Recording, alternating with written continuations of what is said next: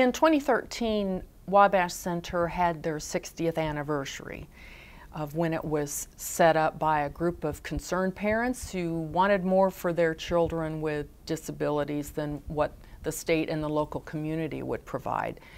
So I decided to start looking into the history behind my brother. He is he's about 16 months older than me, so we're pretty close to the same age. And I remember that he was a real handful, a really cute kid. He went to programs at Noble Center, or it was called Noble School back then. I remember when Roy Rogers and Dale Evans came to Noble School, and my mom took me along with my brother and sister to see them. And there was a little gathering room with a piano, and Roy Rogers sang, and I had my little cowgirl outfit on with my suede and my hat and all of that. And that was a wonderful type of program that we had. And I remember that specifically. And I also remember bad things too. I remember when my brother was sent to Central State Hospital, and we would go visit him after church every Sunday, and I was probably 10, 11, somewhere in that age. And I remember him coming out through the door of this big brick edifice, and because we were never allowed to go inside. And he had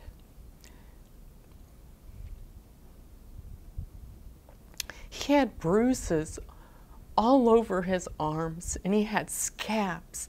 And I remember seeing these round scabs on his arm when I was a kid, and I just knew that something evil was going on there.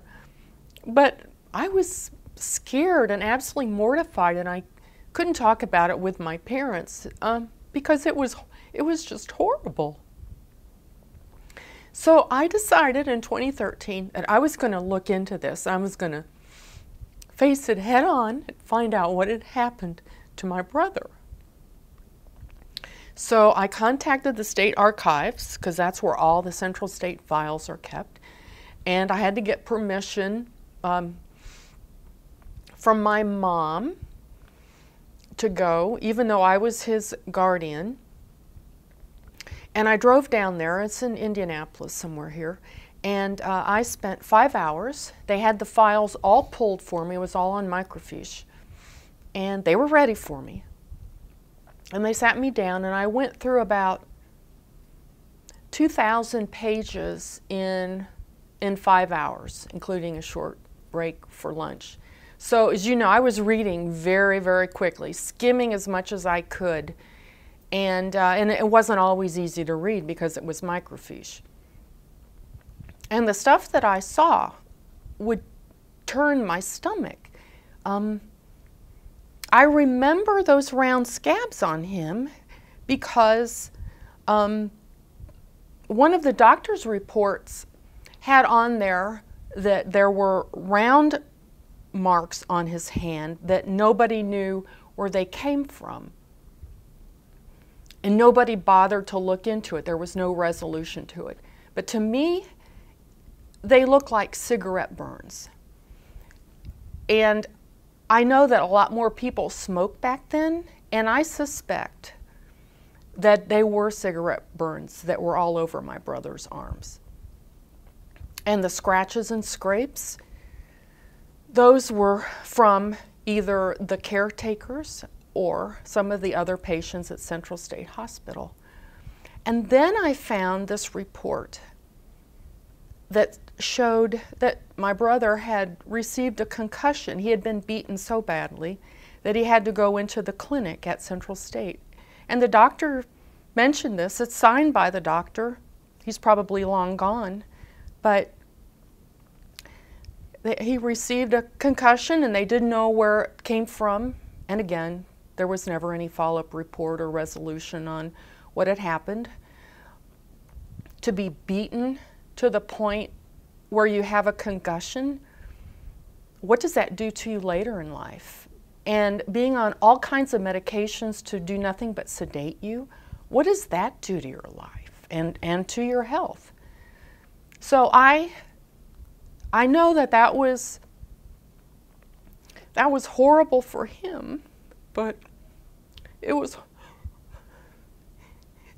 horrible for me as a child, knowing that evil things were happening inside Central State Hospital walls and I couldn't do anything about it. And then it was doubly horrifying as an adult to know that that kind of stuff was going on back then and nobody cared. They didn't close Central State down until 1994. One other piece of information I found going through his files was the number of times that he was tied up. They had a whole checklist. That's what it was made for. They had codes on how they were tied up and how long they were tied up, whether they were tied to their bed, by their arms, or by their legs, or by both. If they were tied to their chair, by their arms, by their legs, or by both, and how many hours they stayed there. There were many days where my brother stayed tied up much longer than he was not tied up. And that was just a regular way of doing business back there. He's a joy for all that he went through, the abuse that he took physically and mentally. He is the gentlest person you would ever want to meet, and how he has developed that grace inside of him. I don't know how he does it. I would not be able to be the kind of good person that he is after experiencing 29 years of hell.